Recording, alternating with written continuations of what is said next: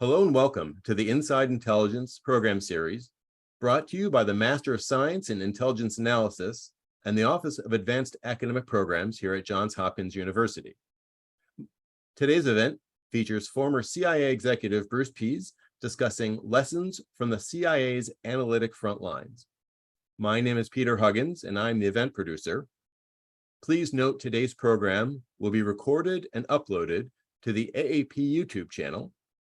During the program, if you have any questions, please use the Q&A function, and we'll answer as many questions as possible during the latter portion of the event. With that, I will turn over the event to the host of our program, Dr. Michael Ard. Thank you, Peter, and welcome to our program, everyone. Thanks for being with us to talk about intelligence analysis today. We're fortunate to have Mr. Bruce Pease with us. He's a consultant on national security issues and the application of artificial intelligence, and he teaches on leadership, ethics, and analysis. For 17 years, Bruce led CIA's front burner components, specializing in threats to U.S. security and developing expertise in today's pressing security issues. In the late 1990s, he led the CIA's Office of Near Eastern, South Asian, and African Analysis, producing key policy support during multiple crises in the Middle East. After 9/11, Bruce established and led the CIA's new Office of Terrorism Analysis, and then became Deputy Director of the Counterterrorism Center. In 2004, Bruce became Director of the CIA's Weapons Intelligence, Nonproliferation, and Arms Control Center, analyzing the threat posed by weapons of mass destruction and emerging military technologies. His service also includes work as part of the White House staff, where he was Director of Intelligence Programs on the National Security Council, and he's also a veteran of the United States Navy. Bruce is the author of Leading Intelligence Analysis, and we're really happy that you're here today with us, Bruce. Thanks, Professor Ard, for your kind introduction. Thanks for inviting me to the webinar. First time I've engaged in something like this. Let me open with a couple disclaimers. Yes, I worked for decades at CIA, but these are my views and don't reflect any official positions or views of CIA. Also, I'm here to bring some insights about analysis and leading analysis. Insights, not secrets. If anybody's here hoping for sensitive revelations, you're going to be disappointed. So let's begin. Before I was a leader and manager of intelligence, I was a leader and manager in the Navy. And I wasn't bad at it, but I didn't enjoy it. Before I was a leader of analysis at CIA, I was an analyst myself, and I loved it. I loved it so much, I never wanted to be a leader or manager again. But there was much I learned about analysis and much I learned about leadership only after I began leading analysts. Much of it was learned the hard way by making mistakes with the people that called me boss. My book, Leading Intelligence Analysis, is my effort to capture those lessons. Let me share a few of them with you before we open things up to Q&A.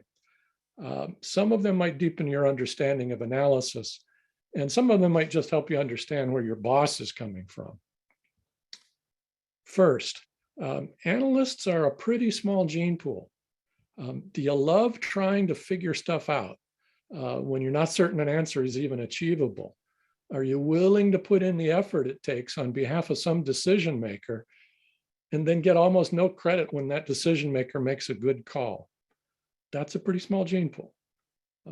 Are you passionate about finding the truth about something that really matters while forcing yourself to remain the most objective person in the room? Do you have the discipline to serve a policymaker without manipulating the policymaker? Can you be the smartest person in the room on your assigned topic without becoming arrogant? That's a pretty small gene pool. Do you have a thick enough skin to know you write well? You probably got a master's or a doctorate, for goodness sakes, and then have 3 editors bleed all over your draft. Do you have the fortitude to stand your ground when some of the world's most powerful people are literally angry at the conclusion that you just delivered? Can you do all this and love it? All this makes you part of a small gene pool. And by the way, all those traits make you one of the most employable people in today's economy. Leaders in government, not just intelligence, and in business, want people who have demonstrated this set of skills and traits. A second lesson, whatever you think you're analyzing, you need to analyze your customer too. Most analytic jobs serve someone else. You're writing for a government policymaker, a corporate leader, or an audience of subscribers, somebody I'll call your customers. These customers want to hear from experts, analysts who deeply understand their topic. It doesn't necessarily mean you need to study your assigned substantive areas for years before you start writing, but they expect that you've gone deeply into the specific topic that you're writing about. That challenge, becoming a substantive expert, can be consuming.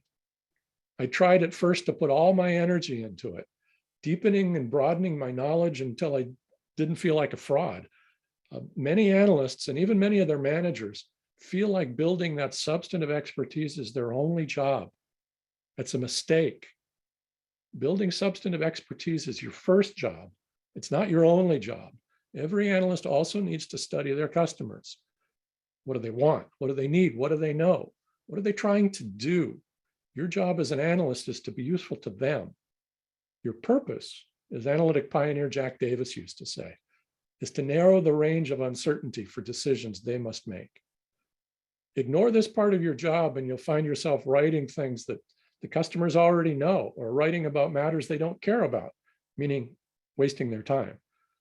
We used to call this throwing papers over the transom and hoping someone reads them. Knowing that customer also helps you focus on becoming expert in the most impactful areas of your assigned subject. Even as a junior analyst, you find yourself becoming useful faster, holding your customer's interest, and often being the smartest person in the room and the actual topic on the agenda. The last lesson I want to talk about before we open this to Q&A is about forecasting. Analysis is all about predicting the future. So you'll be wrong a lot, but sometimes you'll be useful. Some of my old colleagues bristle at me using the terms forecasting and predicting interchangeably. They rightly point out that prediction is saying something is going to happen, while forecasting analyzes the likelihood that something will happen. I use the terms interchangeably because our customers do. If you tell a customer there's a 70% chance of rain tomorrow and it doesn't rain, the customer is going to tell you were wrong. Brace yourself for that reality. Forecasting is the hardest thing that analysts are asked to do. We can't know the future. We can never know whether we've identified all the variables at play in a complex situation, much less weighed them correctly. We can't know when a wild card might be introduced, a game changer that arrives randomly. Also, prediction elicits the expert analyst's deep bias toward continuity. What has been happening for a long time always appears likely to continue. If you specialize in analyzing threat, like I did my whole career, and you fail to warn of a threat, even what you didn't say will be held against you. And at best, the analyst can only lay out what's reasonable. But we live in a world where the unreasonable, even the ridiculous, happens too frequently. Because of such hazards, our batting average appears low to outsiders. But why do I say analysis is all about predicting the future? Because policymakers are all about the future.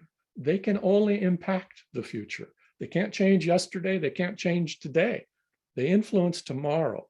And when you're thoroughly analyzing a situation, describing what is happening in your topic today, your customers rightly presume that it'll still be the case tomorrow unless you tell them different. Now, before I scare you away from a career in analysis, let me focus on what success looks like in the forecasting business. As you help your customers think about the murky world of tomorrow, you can be useful. I'll give you a couple examples. In his insider's account of the Cold War, From the Shadows, Robert Gates details what CIA said and what the policy customer did about it. Gates was the Deputy National Security Advisor at the time, and he wrote, "We knew early in the George H.W. Bush administration that change was coming fast in the Soviet Empire. so fast that we worried about an explosion or widespread instability. Thanks to analysis and warnings from CIA, we at the White House began in the summer of 1989 to think about and prepare for a Soviet collapse. Remember, the dissolution of the USSR came in December 91. In July 89, crediting a stream of reporting and assessments I had seen from CIA, Gates recommended to the president that we should very quietly begin some contingency planning as to possible US responses, actions, and policies in the event of leadership or internal policy changes or widespread ethnic violence and repression. The president approved, and the study group of very senior policymakers was discreetly set up that summer. Gates says, this group commissioned a number of studies by CIA and used them in reviewing and planning US options. This is a nice example of analytic projections catalyzing policy action and the dialogue between policy and intelligence officials helping both sides do their work. That's analysis being strategically useful. For another example, let me look at Operation Desert Storm. That was the war to liberate Kuwait. My analysts were asked to write a paper predicting what Saddam would do in the first 2 days of the war. I was livid at the time. I argued that we'd already been writing about the Iraqi capabilities, but to predict the precise actions of the first 2 days was just a way to be wrong. I underestimated my analysts. Based on what they could see and their deep knowledge of Saddam's warfighting habits, they confidently judged, for example, that Iraq would launch Scud missiles against Israel and release oil into the Persian Gulf. Operation Desert Storm kicked off on 17 January 1991. Iraq fired 7 Scuds at Israel that day and released a massive oil slick into the Gulf the next week. Okay, some of you noticed that we were sort of wrong about one of those 2 projections. Saddam didn't release oil in the first 2 days of the war. We were off by several days, but both predictions were useful. So for those of you who are hoping to have a career in analysis, that kind of impact is in your reach. Being useful, sometimes vital, can get you past all the times that you'll be ignored or dismissed and all the times you'll be wrong. Let me add one more point.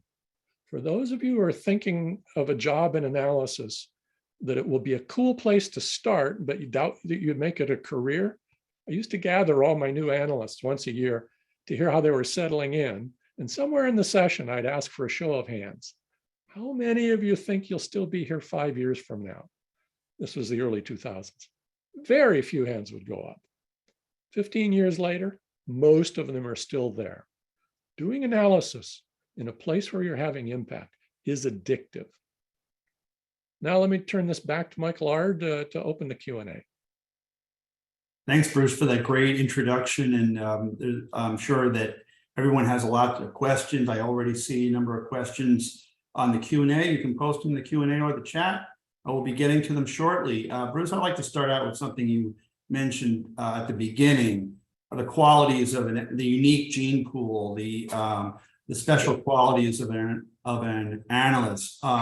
We often say, well, what does an analyst need? And people will immediately say something, oh, great critical thinking skills.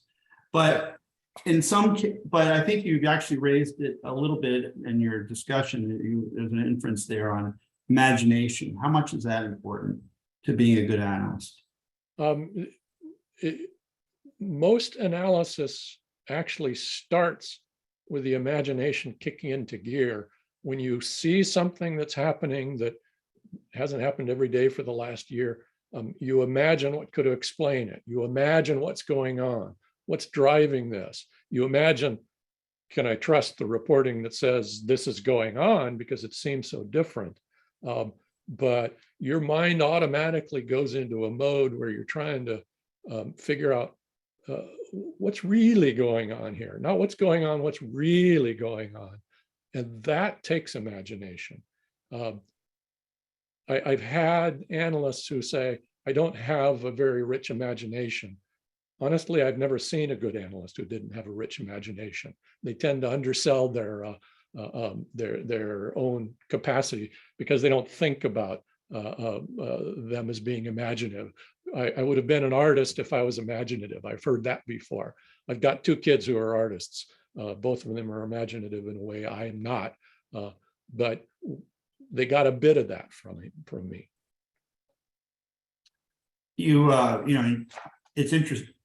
We have a similar background or a similar pathway because both of us were naval officers and then we both became analysts.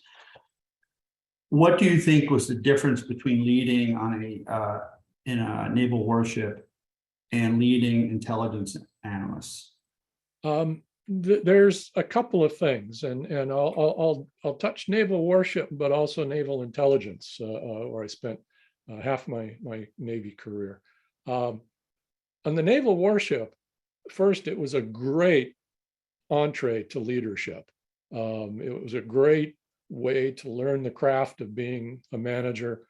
And honestly, some of my CIA analysts should go and hug those first person that I led on the ship in a division that where I made the most embarrassing mistakes of my management career.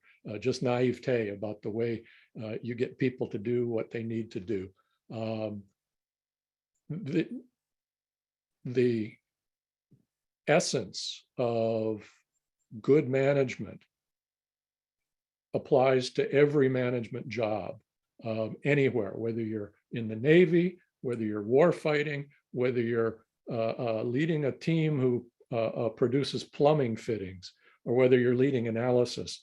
There's a lot of things about both the management and leadership that you need to master and that all of us would find in common.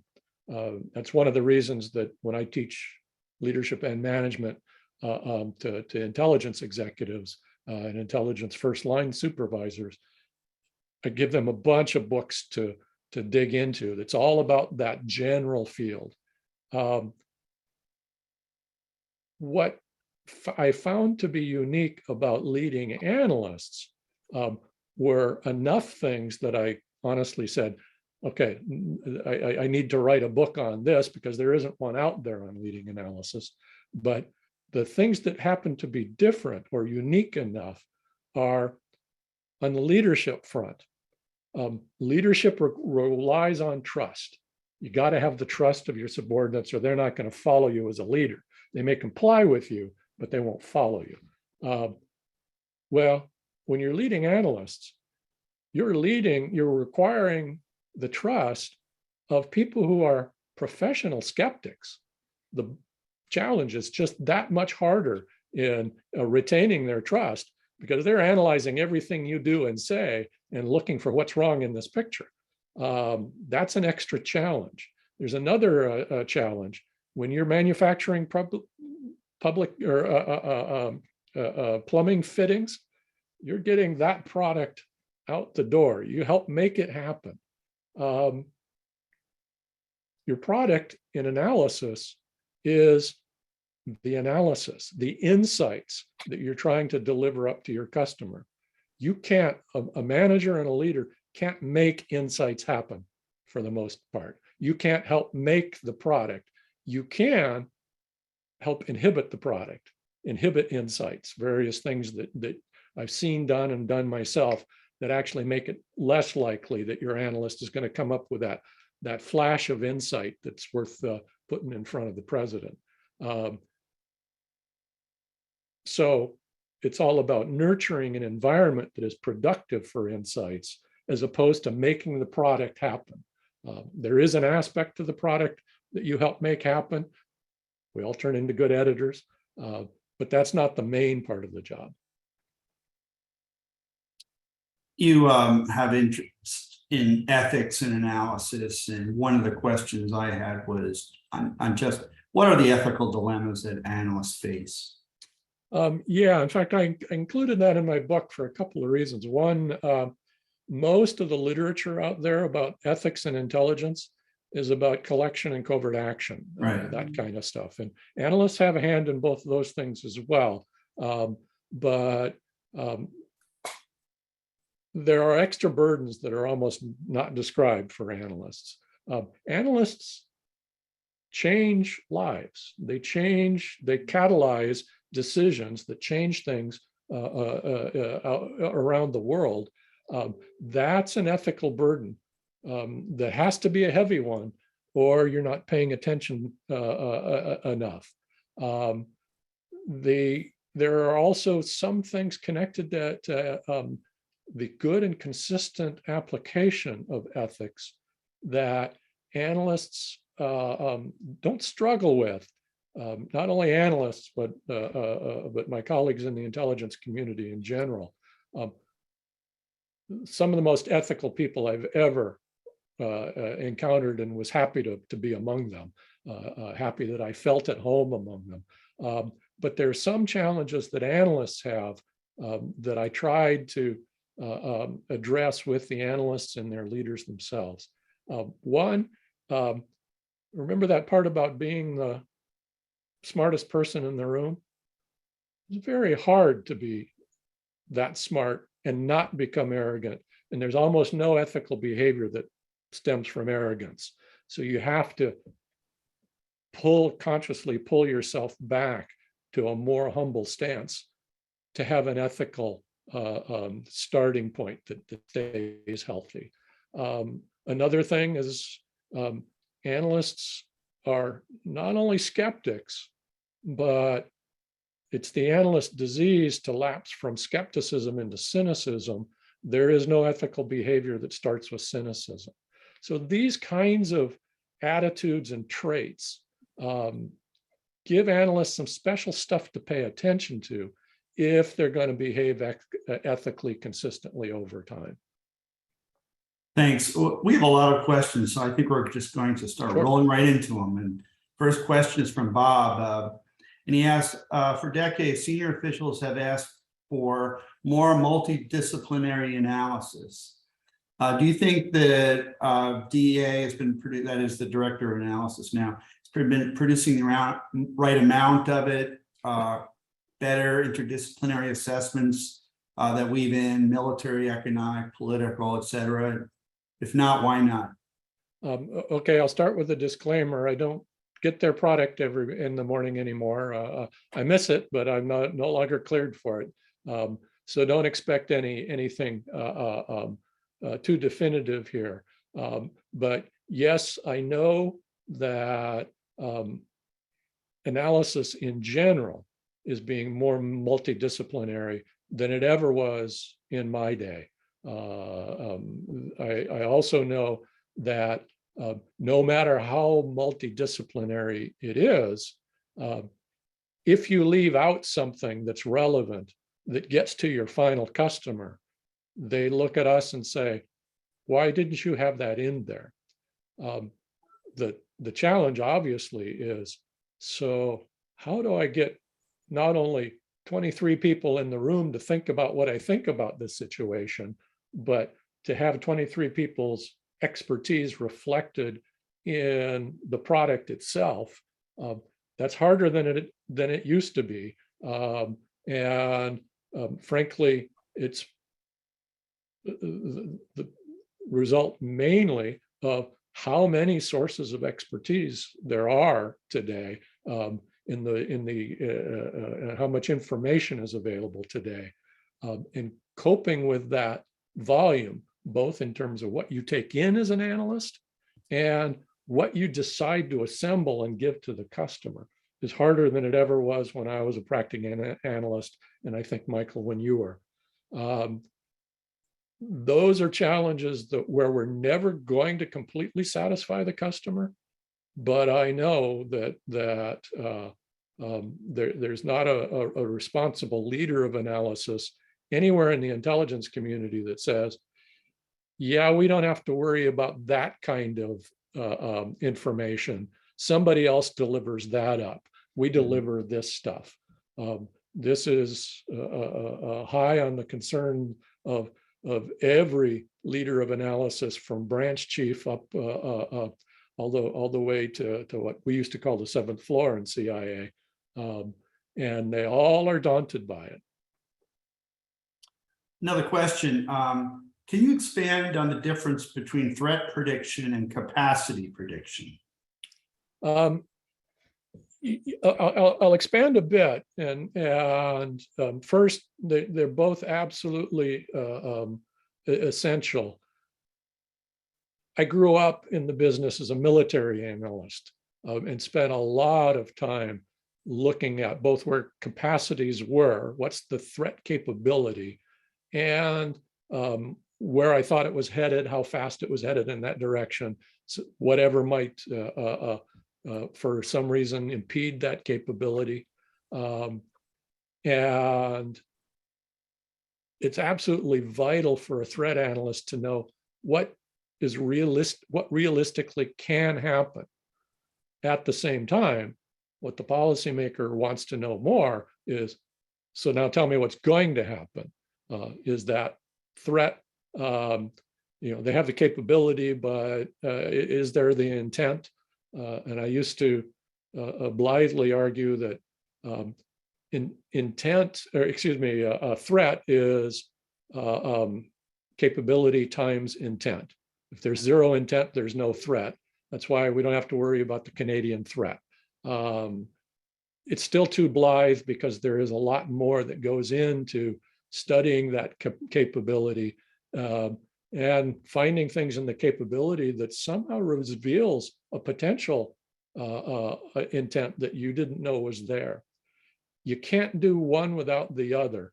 The customers won't pay attention to your stuff if it doesn't include the projection related to intent. And the customers won't pay attention to your stuff if you haven't got the firm grasp on what can they do, what is that capacity. While we're on that topic, another question is on, and this has been a longstanding debate, is the use of standardized probabilistic terminology in as part of our forecasting. As you know, I mean, there's been certain push over time to use, for example, actual percentages. Right. And what do you think about that? It's an argument that I've been watching since 1983 when I first got into to CIA, and the argument hasn't changed very much. We've learned the hard way that there's a million ways for a customer to misconstrue what we've said. I used the 70% likelihood of rain example. That means there's a 30% chance that it's not going to rain, but they'll say we were wrong if it doesn't rain. So there is some level that you're not going to ever find exactly the right formula for communicating exactly what you mean, but you got to keep working hard at it. You got to keep finding ways to make them pay attention to the qualifiers in your projection, to say that probably doesn't mean certainly, that might doesn't mean probably. And I credit DNI with putting a lot of work into, and at the back of many of their publications, the unclassified publications, they'll sometimes put, this is what these words mean in sort of a percentage way. The only thing that I'm confident about is once you get sanguine that your customer precisely understands what probability you have in your mind, then you've gotten, then you're going to get in trouble. You've gotten too comfortable. If it's not something you're paranoid about, the customer's going to hear you wrong.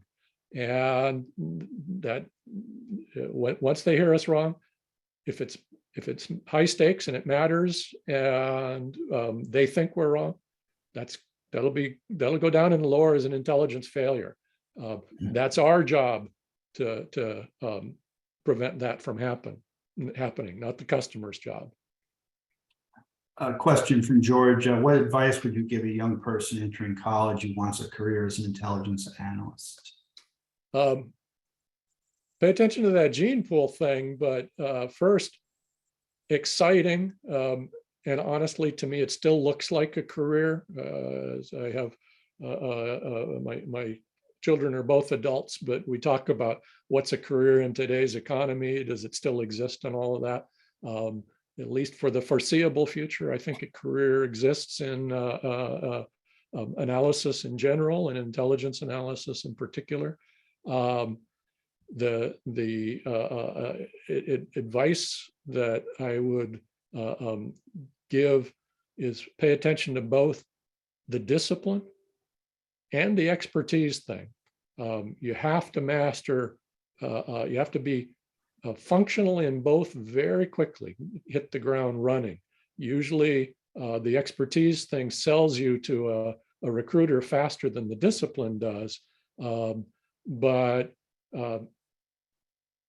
if you've got the discipline and you're put on a job where they expect you to learn fast, you'll find yourself focusing, learning fast, and you'll be amazing how quickly you become not only productive, but you'll get the ear of customers in a way where you thought, oh, geez, I thought I would have had to wait for 5 years for that. Now I say that, I'll also say, when you get into the business, also be patient. You're probably not going to write for the president that week or the next week or the next week. It tends to take longer than that before you're ready for that. But you'll get hooked, or you'll know you're in the wrong place very quickly. Another question now from Georgia. Can a medium municipality build a new threats analysis program that is effective given a small team size? And this comes up a lot with. I missed the first part of that question. Can a medium-sized municipality, I see. With a small team, build up a effective threats analysis program? First, yes, and do it, but realize that size means everything is about your priorities, and you prioritize the top threat, and you'll be amazed how much a small community can do about that one top threat, and reasonably quickly. You don't. There's no such thing as instant analysis that holds up, but very quickly you can get to be very productive, very knowledgeable, and expert just because of that intense focus. Once you're known to be good on this kind of thing, guarantee customers are going to ask for you to be, well, tell us also about this other kind of threat. And you won't be that good. And if you try to do both, suddenly you're feeling too small to achieve that level of success. It's all about focus and prioritization. I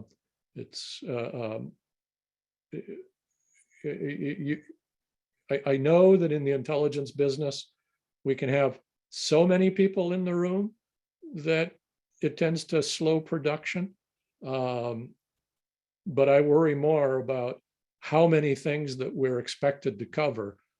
So you can't just do everything. And as a manager, and especially moving up the chain of command, I found I had to do more and more of that kind of prioritization that says, nope, we're not going to do that topic, or we're not going to do it up to our own standards. We're going to do it with a smaller team, and they're going to have to lower their expectations. I also know that once an analyst becomes very expert in a particular threat topic, that analyst can do a lot on that particular threat topic, and other audiences will be amazed that that came out of 2 people, that came out of 3 people. That's right. It's that level of expertise can and should occasionally be in front of the president talking about threat. That's remarkable. That's something you achieve when you develop that depth of expertise that usually takes at least a few years, if not many more. Another question, Adam asked, have you found that it takes an analyst to lead analysts? I found that it's normal that analysts lead analysts. In CIA, where I came from, that was the default path to leading analysts is to have been one. And in most businesses, that's also the default for first line supervisors, is you did it yourself and you impressed enough bosses that they put you in charge of a team doing that. Is it absolutely required? Not absolutely. I have seen some natural managers and natural leaders who are also very humble about what they didn't know, be pretty effective at leading analysts. And I also happen to know that in the old terminology, the DI is what we used to call the Directorate of Analysis. We once had a leader of that directorate who hadn't been an analyst, but he was so analytic. He was such a natural, he had such an inquiring intellect that he was very effective with a whole directorate full of analysts. I would have said that's exceptional, and it's happened once in my career that I've seen, but I've also seen in corporate America, it's a little less common for the first line supervisor to be an analyst because they just launched an analytic team for the first time. And the ones with the right outlook are doing pretty well. Here's a question. I think this comes up a lot, and it's one of the dilemmas or paradoxes maybe of analysis is looking at trying to predict what an adversary will do, and based on rationalistic elements, and yet we find, how do we account for then basic human frailties that get involved in decision making, such as pettiness, stupidity, vanity, etc. Yes.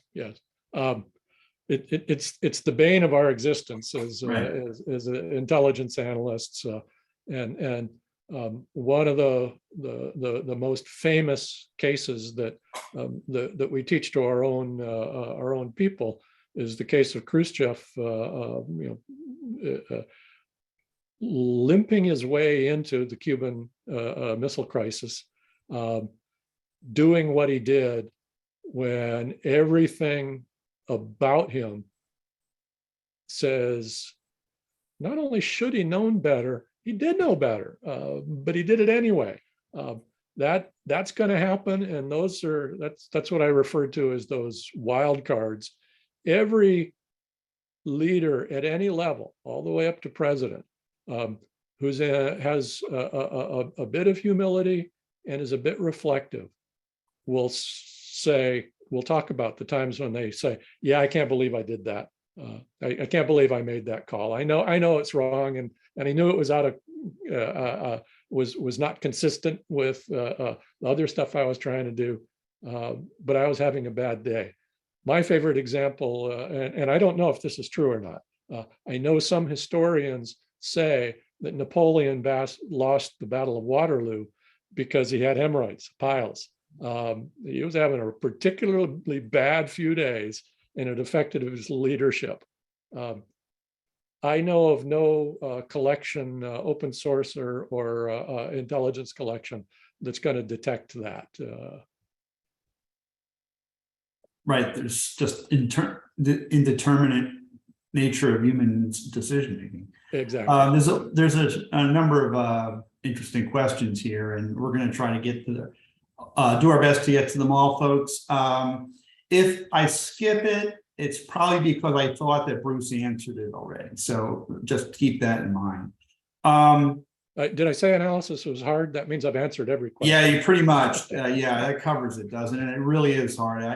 I don't think there was a day where I didn't think it was a hard job, even as I got more and more experienced. Yeah. What did you find your career learning from analysts from other countries, perhaps in liaison exchanges? First, no, that there's a lot of countries that have intelligence organizations that don't have analytic units, that don't pay attention to analysis. There are also countries that have what they call analysts, but the boss does the analysis. I don't do it. They tell me what we think, what we've concluded, and what we're going to present. God bless America that we don't do it that way, that we have a large analytic unit, not just in CIA, but elsewhere in the intelligence community. And we have a vibrant press where a lot of analysis is going on about the hot situations in the world. You need that. I know I felt both proud and afraid every time I encountered some foreign intelligence official thinking they were conveying analysis when I knew they were conveying a party line. That I was proud that we didn't do it. I was afraid where this was going to get them. To me, it's a recipe for disaster. A leadership question. How do you motivate a team after they've missed the mark or on an intelligence issue?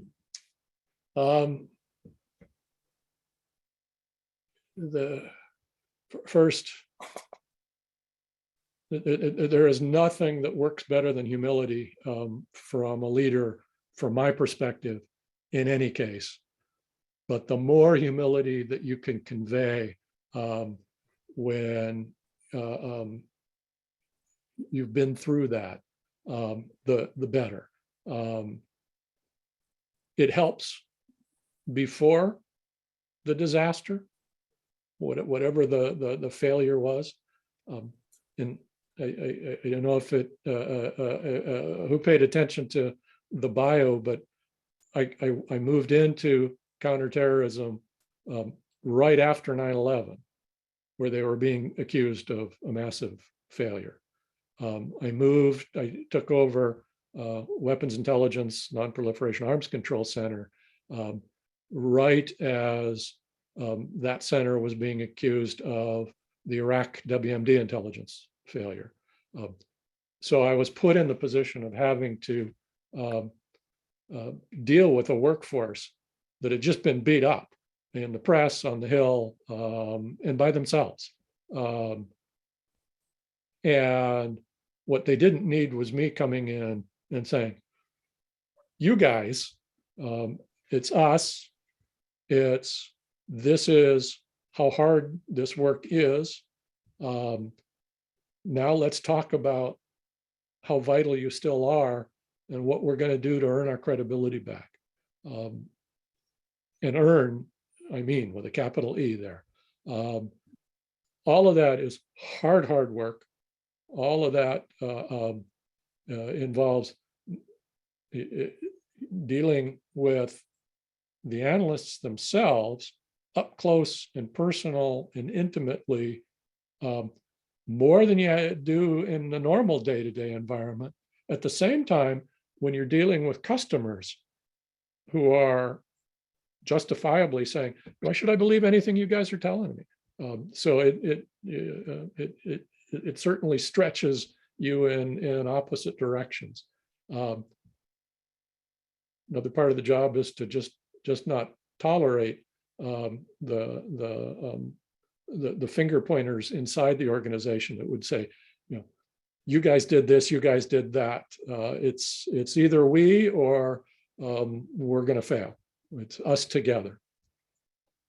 I'm glad you noted, of course, some intelligence successes at in the beginning, your opening remarks, right? Because in fact, I think successes a lot of people don't think really happened. Yeah. Right. I'm going to ask a broad question on behalf of a number of our questioners. The academic path to becoming an analyst. What is there an academic path? What should they be studying? What kind of things should they be doing to prepare? Besides taking the MSIA program, for example. Understood. And I've taught intelligence and national security at the graduate level, and a couple of things. One, the graduate programs that I have seen, the students were reasonably able, I thought, to get a sense of what they were in for, and to get a sense of, does this sound like the right pursuit for me? Is this something that I should be doing? And to the extent to which a writing is a big part of what they have to produce to earn that master's, is their writing close to what is going to be not ready for publication in intelligence? You write differently for your professor than you do for your customer, but is the quality of writing and the thinking that's reflected in that writing, does that show you've got the right stuff for this work? And to me, those programs can triage very well. Are you a fit for this kind of career or not? To get that first job in analysis, my information is a bit out of date, but at least several years ago, inside the intelligence community, expertise sold better than being trained in analysis in terms of getting that first job. We had both, and after about a year on the job, the analysts that had come up through the academic pipeline, as opposed on the academic pipeline of learning how to be analysts, as opposed to the analysts that came up with through the expertise pipeline, it was about even from my perspective. Where it becomes a little hard is, I think it is still a little stacked against you if you don't have an expertise you can sell right away to a boss who's looking for an analyst to work on, say, Ukraine, that kind of thing. Right. And, as we always try to emphasize, if work on the language skill, especially if you're interested in international intelligence career. That's such a big selling point. Yeah. Let me, okay, so another question I think that captures a few that people are asking. And it's a direct interest of yours is artificial intelligence. Is this going to put analysis out of business? Yeah, and I think we're done here. No. First, the answer is a loud no with an asterisk that sounds like a yes.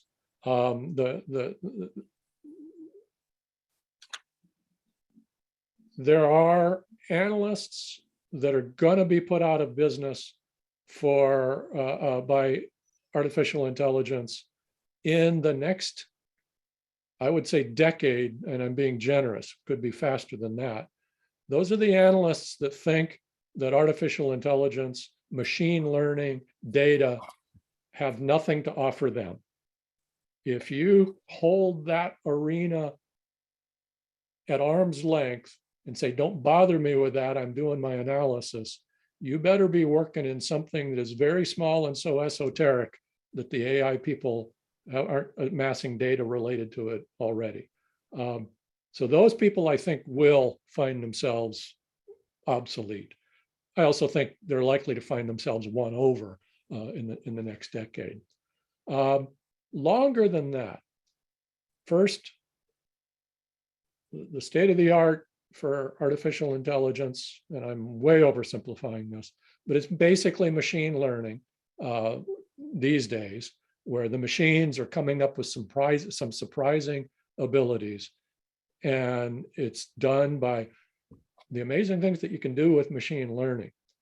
For that kind of AI, that's not going to put analysts out of business. That kind of AI, first, it doesn't deal with why, and why is the single biggest question in producing an insight, which is the product that we deliver. Why is this happening? What are the drivers behind it? What's going on here? The machines aren't good at why yet. Machine learning end of AI doesn't care about why. It just does. Also, in reaching a policymaker on a high stakes matter, they want to understand why. And if you can't tell them why, they get very goosey about, so why should I believe you if you don't even, if your understanding is so shallow? That will keep us in business a long time. If you haven't read it, I'll recommend a book that just came out last year by Jeff Hawkins, 1,000 Brains. He talks about some breakthroughs that his firm has made on understanding how the brain works, and makes a pretty convincing case that he says, I think we're going to get there faster than we thought, maybe in the next 20 years, to that human level artificial intelligence that actually can deal with questions like why. Place your bets on when we get to human level artificial intelligence. Some AI experts say not going to happen. Some AI experts say it could happen in the next 10 years. I'm putting my money on the people and the amount of investment there is behind these people who are actually trying to make it happen, that they'll succeed. I won't even guess when, but I will guess it'll be this century. That's a paradigm changer when it happens, and yes, that could put some analysts out of work. Right. Another question, this is related to all the restrictions and lockdowns and things that happened during COVID. And I don't think anybody expects that we won't see that again, something like that. But what does that mean for intelligence analysis? Is it possible to do good intelligence analysis working remotely? I think you and I both know it can, based on the times that at least I won't speak for you, Michael, stood in the shower thinking deeply about the thing that I was working on, the paper that I was writing. I was working remotely. I just wasn't writing anything down in the shower, but you tend to live and breathe the issue. So there is some element of it's with you every waking hour. God knows some of my sleeping hours have been interrupted by it as well. But it's certainly, the classified environment makes it a lot easier to deal with all parts of your job when you're in the building, as opposed to in your home office, and that's a hard business. I'll address something slightly different because I'm talking mainly about leading analysis. That remote working makes everything about leading harder. Yes. And for first line managers, over the decades, in the last 3 decades, we've piled more and more responsibilities on first line managers, making the job harder and harder. And this makes it harder, perhaps by an order of magnitude. That's going to have to be cracked, not just in intelligence analysis, but in leadership and management in general, is effectively leading somebody who you're not seeing every day is harder. And we don't know quite how to get it right. There's a lot of trial and error going on right now.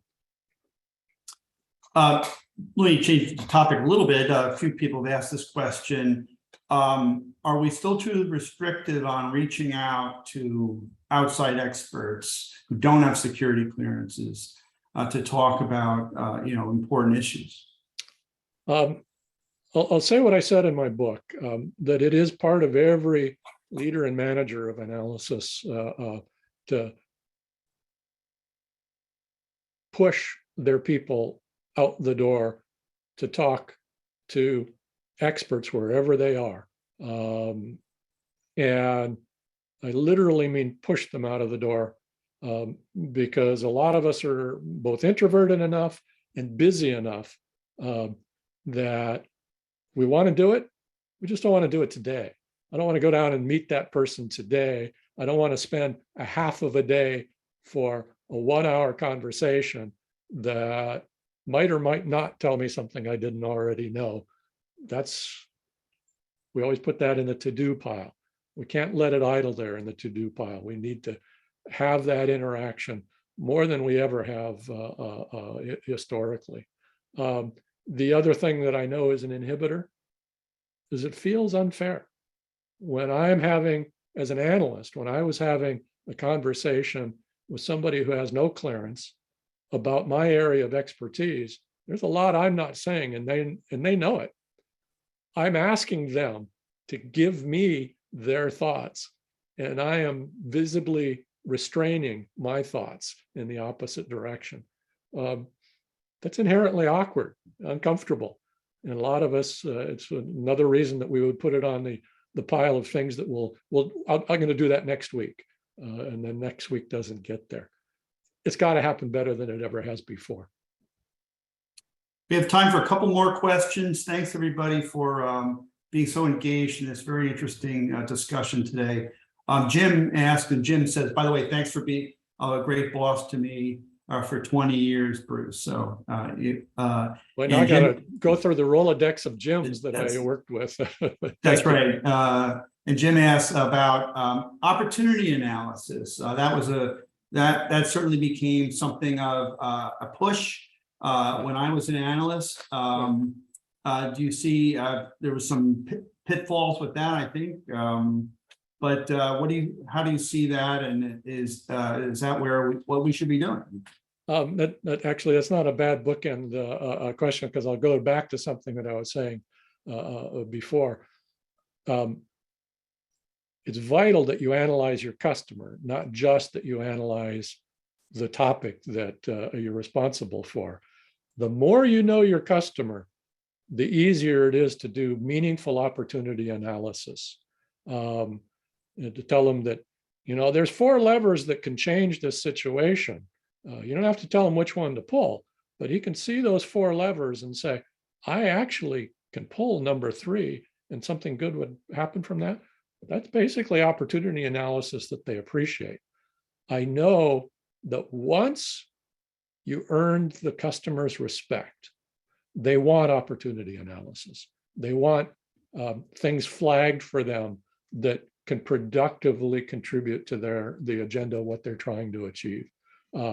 Until you earn that respect, it can be kind of a throwaway at the end of the paper or product, whatever it is that you're doing that included opportunity analysis. It can be a throwaway, but do it anyway, because you get better and better at writing that opportunity analysis if you practice at it that way.